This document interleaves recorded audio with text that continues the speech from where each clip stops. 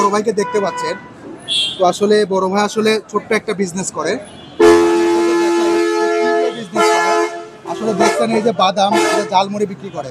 তো আপনি এই বিক্রি করে আপনি মানে কেমন টাকা ইনকাম হয়? 500 টাকা কত টাকা হয়? 500 টাকা 500-600 টাকা।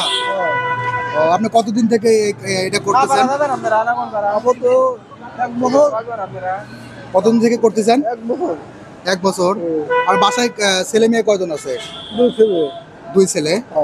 ও, আপনি কি এই বিজনেস করে মানে এই ব্যবসা করে কি আপনি জীবিকা নির্বাহ করেন নাকি অন্য কিছু? না করলে তো নাই খাস তো নাই মানে এটার উপরে ভরসা করে জীবনযাপন করতেছেন।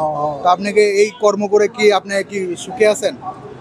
সুখে নাই আবার সুখে তো দেখেন যে দুঃখ কষ্ট নিয়ে জীবন।